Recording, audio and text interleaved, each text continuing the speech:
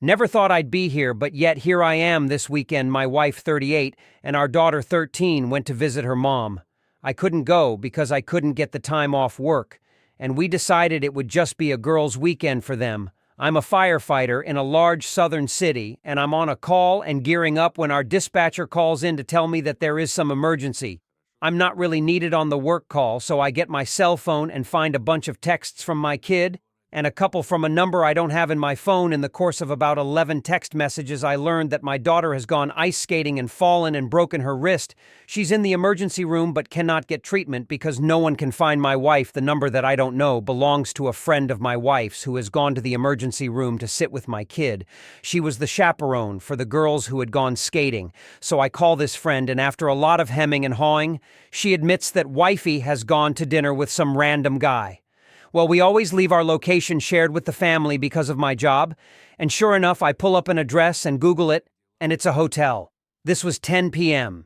It's now almost 4 hours later, and she hasn't answered my texts, but she did finally call our kid. I have permission and insurance information, and she got a cast and a referral to see an orthopedist when she gets home. The friend took our daughter back to her grandmother's and texted me. She said, "I'm sorry you had to find out this way about that guy. Apparently it's been going on every time she's gone home that I haven't gone. Meanwhile, I've worked countless hours of overtime to pay off our house, take us a nice vacations, send our daughter to the most expensive private school in our city. I'm a fool." Spoke with a lawyer. As many of you suggested during that conversation, I realized that she doesn't really have a lot of access to money. That is, hers removed her as an authorized user of my credit cards, put two-factor authentication on just about anything else that she might try to get her hands on, pulled my credit report to discover that she opened a joint credit card I didn't know about since I'm on the account as well. I was able to log in and print out the charges, a basically perfect timeline of restaurants and hotels that she has paid for. Turns out she also has accounts on Tinder and Bumble, which showed up when I combed through the last few phone bills. Have a pal who is a deputy sheriff in these parts who's going to be here tonight. When she gets home, I've gotten her a room at a nearby hotel for the week and paid for it up front. She can sleep there for now and figure it out on her own starting tomorrow. Daughter and I spoke, and she knows what is up and is angry at mom, so next steps are to find someone for her to talk to. Thanks to my job, I've got great insurance, so that is one less thing to worry about. When the time came from my wife's return, I was ready. A deputy sheriff, an old friend, agreed to be present during our confrontation.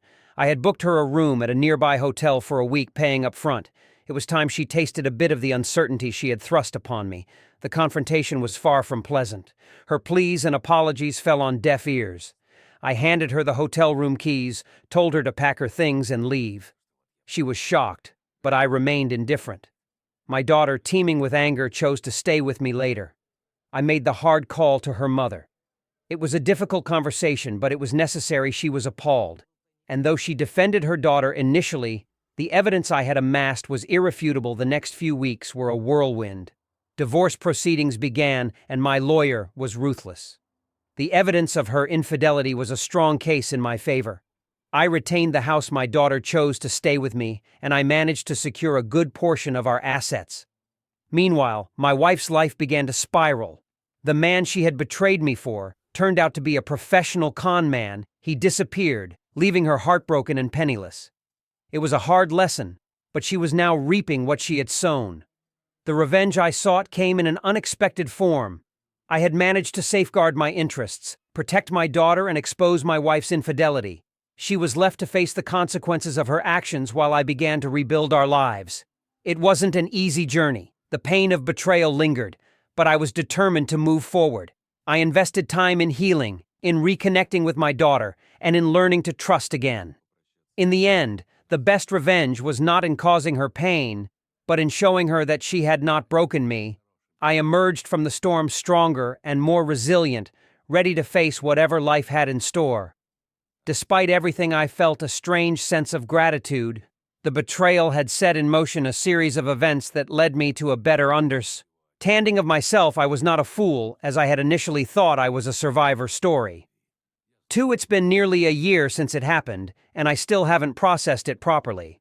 I thought I had met my dream girl. She honestly came across as the sweetest and most innocent person, but she was living a double life right under my nose. We had been engaged for a few months and were very excited about starting our life together. We were quite young in our 20s. I was working so hard in 2 jobs to get us set up financially. She had a job, but it was a small salary, and she was still studying on the side. I was extremely committed and wanted to give us a good life. We were trying to live a healthier lifestyle together by eating better and exercising regularly. The topic of getting a gym membership then came up. We discussed each getting a membership so we could go to the gym together anyway. Then one day, she told me out of the blue that she had signed herself up at a different gym instead of the original one we planned on going to. I didn't think much of it and didn't mind. I thought it was a bit weird, but I was happy to gym alone at the original one. Her new gym was too far away from where I lived. We weren't living together, so a little while goes by, about a week. She's gone to the gym a few times. I've been nice, asked if she's enjoying it, etc. All seems okay, but she starts acting a bit weird. She is being distant and snappy, and I don't know why. A few days pass and it just gets worse. She starts becoming extremely aggressive towards me for no reason and wouldn't open up. This started to give me a very suspicious feeling, and I wanted to figure out what was going on. So I did some digging and remembered that she logged in onto her Instagram a while ago on my computer. I checked, and thankfully still had access to her account. But what I found was horrifying. I found a long chat between her and a guy who worked at the gym. The chat spanned over a week or so and started fairly casual, like thanks for helping me sign up, etc. But then it got very explicit very quickly. I had to read about the things they wanted to do to each other and then the things they did do to each other. And guess where they hooked up? In the gym's office. I was disgusted, shocked, and literally sick to my stomach. I phoned her immediately and told her what I found and that it was over. She first denied it, but when she realized I saw the chat, she just hung up on me. Also, I don't mean this in a nasty way, but the guy she hooked up with was really not a typically attractive guy. I'm a good-looking guy, tall, green eyes, dark hair, and toned. She went for a slob over me, and I can't understand why I then phoned her parents to tell them what happened. At first, they said that's impossible. She's nothing like that. I then sent them the chat. After they took a while processing it, they tried to shift blame onto me. They said I neglected her and was too busy with work. WTF, I was working hard to provide for her. In the aftermath, I realized that I couldn't just let things slide. I was hurt, but more than that, I was furious. This wasn't just a simple mistake. She had crossed a line that could never be uncrossed, and I was determined to ensure she faced the consequences. My first step was to hire a private investigator. I wanted irrefutable proof, something that no one could deny. I wanted to expose her for who she truly was. The private investigator was an old friend from school who had started his own agency. I briefed him about the situation, and he agreed to help me out.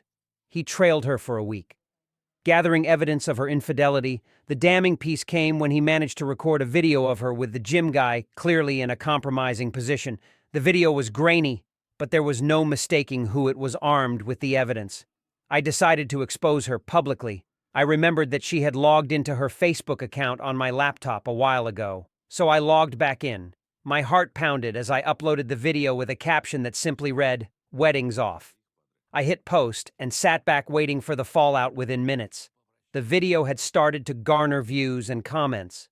Friends and family expressed their shock and disbelief, some defending her, others calling her out.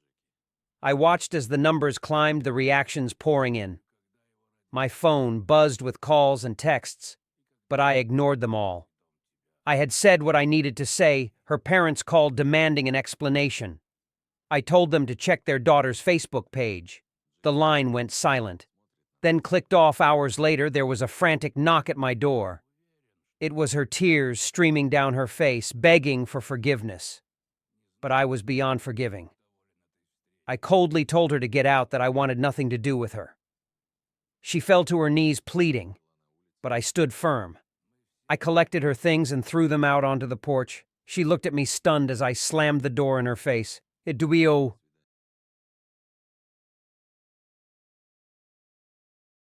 Never thought I'd be here, but yet here I am this weekend. My wife, 38, and our daughter, 13, went to visit her mom. I couldn't go because I couldn't get the time off work, and we decided it would just be a girls' weekend for them. I'm a firefighter in a large southern city, and I'm on a call and gearing up when our dispatcher calls in to tell me that there is some emergency. I'm not really needed on the work call, so I get my cell phone and find a bunch of texts from my kid, and a couple from a number I don't have in my phone. In the course of about 11 text messages, I learned that my daughter has gone ice skating and fallen and broken her wrist. She's in the emergency room but cannot get treatment because no one can find my wife. The number that I don't know belongs to a friend of my wife's who has gone to the emergency room to sit with my kid. She was the chaperone for the girls who had gone skating. So I call this friend, and after a lot of hemming and hawing, she admits that wifey has gone to dinner with some random guy. Hello, everyone. Welcome back. Thanks for joining us today. We have a brand new story I want to share with you, so let's get started. Was married to my wife for 8 years when all this happened. I was 42 and she was 37. We had 3 black and white dachshunds. They were very similar to our children. One day when I came home from work, none of the dogs came to the door to hello to me. That was very strange. One more thing, it was very strange. My wife didn't came out to greet me, or I opened the door to our office, and all 3 dogs came finding out why they were in our study. The door is closed. Then the dogs gathered at our bedroom door, barking. It made the hair on my head stand on end. I knew something was wrong. I tried to open the door, but it was locked. I thought I heard whispers and fussing. I opened the lock with a toothpick, the kitchen, and the dogs burst inside, sniffing where my wife was sitting our bed in her underwear, with her laptop just starting to turn on. I felt like I was a ghost. Dogs then started growling at the door of our closet. I opened the door and saw a man standing. There's nothing there but sweatpants in horror. I wanted to put my hands, he feels so bad, but I just screamed at him, face asking what he's doing with mine. Wife, he quickly ran away from our house, then lightning. He didn't even grab his shirt. That I turned to my wife, woman I spent over 9 years of my life with. She changed everything in one day. She started frantically apologizing and explained she's been going to the dog park for months ago while I was at work. She met someone else dude who had a dog. Big shock. He flirted with her and talked to her. At least she wasn't at the wedding for an hour ring because it irritated her skin sometimes. When he asked if she was lonely, she said yes. I couldn't believe it. What I heard was that he asked her out and she said yes. They went to lunch dates while I was at work, which finally gave my wife courage. Bring him here for the intimacy, I spat in her face.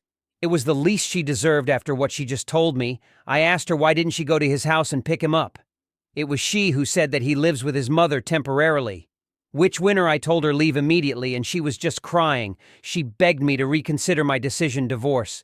She said separation is normal because I needed time to heal, but she needed me in her life, and we could recover from this. I told her that I won't judge what I need do because she was no longer mine partner. From that day, she released Whale and started packing her things. She was moving too slow, so I started throwing away my things window. She didn't like it at all, and picked up the pace. After she gave birth to her altogether, she asked me where she was. I should have gone. I laughed. Why didn't I go? She thinks about it before cheating on me. I called her a taxi and told him to take her to a homeless shelter in the city center. I was perplexed. I don't know why. Maybe she didn't think I had the strength to resist caring for her after her violation. She had no trust and infidelity, any money or family. So this is it. Should have realized how unlucky she was. In fact, it was. All because I returned home from work 1 hour earlier at the time she left. I felt very bad. I'm sure she felt worse. But was in a house with dogs they were looking at. It's like they wanted their mom to be like painful. But you know the funny thing, the main thing in life is that it always change. All living things change too and adjust to change. Whether they were prepared or not. The dogs and I began accept the new norm in just a few days. During this time my ex begged me go after her, but in the end I blocked her number. That I need this time apart. Decide which course of action is best. I filed for divorce after several weeks of separation. I couldn't let her back to what was now my home. She let another man in, and this will never happen. The same thing she had during these 2 weeks ago. My ex told me that she was staying at old friend from high school who I wanted to help her. So I sent divorce papers to this address, and since then, she was history. I was the owner, house and dogs. There's no doubt about it. Just as devastating as it was for my wife, she brought it all on herself. Exchange for a short fling with a dog, the owner who lived in his mother's house. I don't know where my ex is. I can't believe it anymore, considering how many years we spent together. But she does not have the same phone number as The irony of this whole story was that a few months later, I went for a walk at the dog park and met a woman. She had one chocolate. Had been the one walking in the dog park as a married man, I would have tried to bring my wife with me if for some reason she couldn't come. You bet I would have kept my eyes from wandering before she cheated on me. I honored and respected my wife no matter where she was. I wanted her to be my life partner, and she was no stranger in the park, would have gotten to know me well enough. There are too many people in the world, but that doesn't mean I'll get a new one. When I'm bored, life is too short to break the hearts of the people who trust you the most. Thanks for watching. If you enjoyed this video, don't forget to like, comment, and subscribe for more stories like this. See you next time. Generated with https chast.com.di. My name is Thomas. I'm 43 years old. I live in Berlin and work as an engineer for a large automobile company. My wife Anna is 37 years old and we have been married for 15 years. We have 2 children. Max, he is 12 years old, and Lena, she is 9 years old. We always seemed like an ideal family. A beautiful house in a quiet area, successful careers, happy children. However, over the past few months, I have begun to notice strange behavior in Anna. She became more distant, often going out in the evening to meet friends, and her phone was always on silent. I tried to convince myself that it was just stress from work, because Anna worked in a large law firm and often dealt with important clients.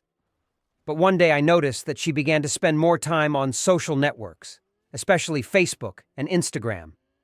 This made me suspicious, and I decided to observe her activity a little.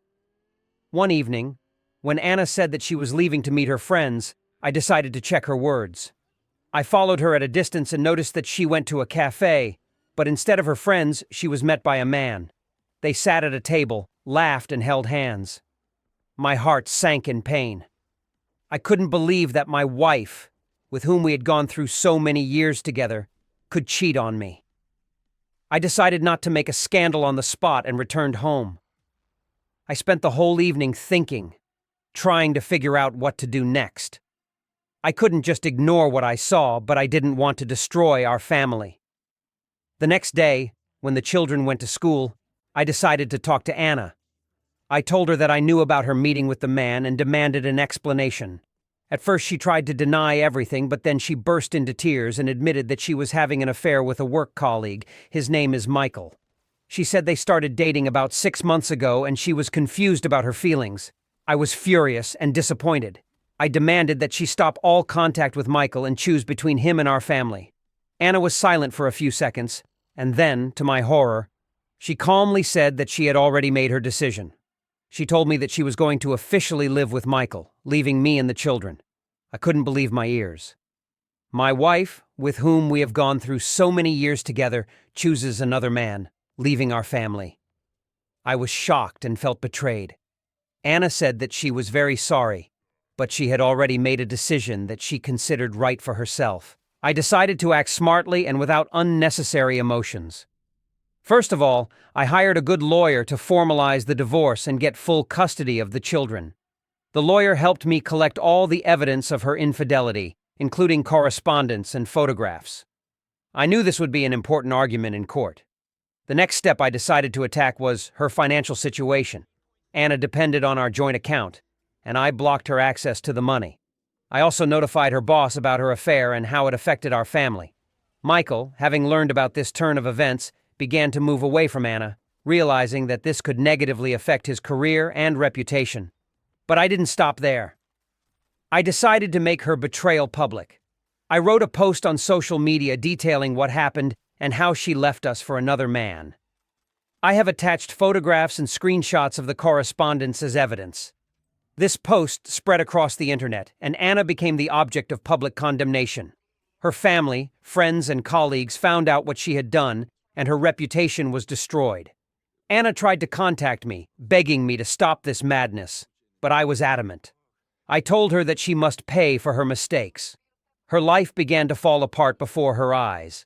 Michael left her, fearing for his career and reputation. She lost her job and faced financial difficulties. Meanwhile, the children and I began to slowly recover.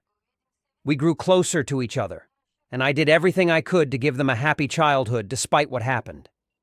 We moved into a new house for a fresh start. I found a new job with a more flexible schedule so I could spend more time with my children. Several years passed and our life gradually improved. The children grew up and became successful in school and sports. We often remembered those difficult times, but without pain. We have learned to forgive and move forward. I myself met a wonderful woman who accepted me and my children, and we started a new life together. Anna, in turn, remained in the past. She realized that her actions had serious consequences and now lived alone, trying to rebuild her life. But her betrayal left an indelible mark, and she was never able to return to her old life. Revenge was sweet, but what mattered most was that my children and I were able to overcome these challenges and emerge stronger.